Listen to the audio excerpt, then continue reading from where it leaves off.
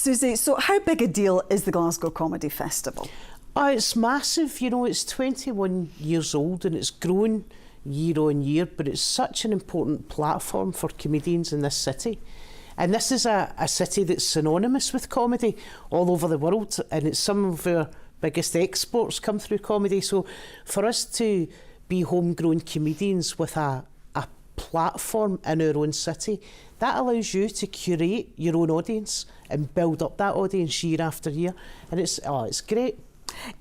Some big names appearing, including yourself, and we'll talk about your show in just a wee second, but how much is the festival about fostering new talent in Scotland and further afield? Yeah, it's a really friendly festival, and for me it allowed me to go into a 60-seater in 2013.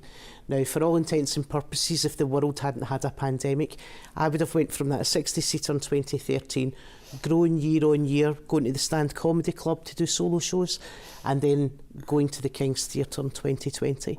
So to go from a 60-seater room to a 1,750-seater room in that length of time, like that's 7 years. That would not happen at any other festival. So it's the festival that kind of fosters that. And so who should we be looking out for this year then? Well, supporting me at one of my gigs is a young guy called Liam Farrelly. Liam's been about the comedy scene for a wee while now. He's great. He's absolutely fantastic. Last year I had Christopher MacArthur-Boyd. I'd also be looking at Amanda Dwyer.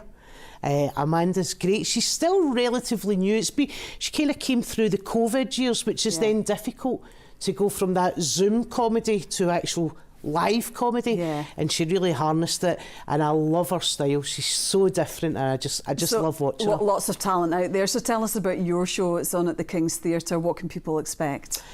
Listen, it's going to be 90 minutes of just a carry-on. It's The Merchant of Menace. It's really just a summation of my life and the situations that I'm slowly finding myself in, or I have found myself in, and we just have a bit of fun and we laugh at the silliness of it all, and it'll be a great night out. We were chatting before we started there about what a very odd profession it is to find yourself in. What made you want to be a comedian?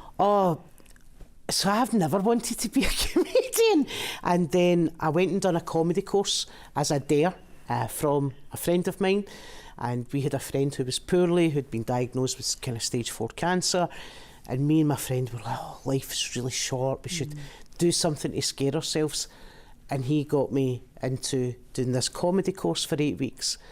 And he was like, I just seen this, I think we should do it. And I was like, oh, come on, it'll be a laugh. Could have just done a skydive or something, couldn't you? No, I couldn't. This was instead of a skydive.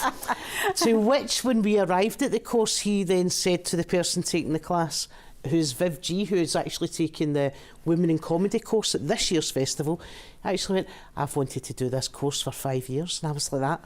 What? So it was that, and then it was just one of those things where I managed to find my thing by just doing it, and you know what, I get to do the greatest job in the world and the funniest city in the world. Well, I was going to say, do you think Glaswegians are the funniest people in the world? You know, do you think it's fitting that the festival takes place here? Yeah, absolutely. Do you know what's great?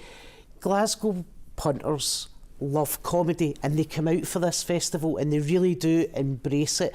But you can stand at a bus stop, in a pub, in a cafe, we've all heard it, we've all seen it, there's always somebody with a smart comment being funny, we all know those people, but they really love comedy, and even acts from all over the world, acts from up and down the UK, always look forward to when they've got that weekend in Glasgow in their diary, you know, and I think that's testament. And also, the festivals get great venues, you know, you've got the Kings, and then you've got the Pavilion, but then you've got places like Oran Moor and the Garage, really iconic Glasgow places. Lots of great venues. Well, good luck with your shows. Thank you very much. Enjoy the festival. Thanks so much, Thank Susie. you.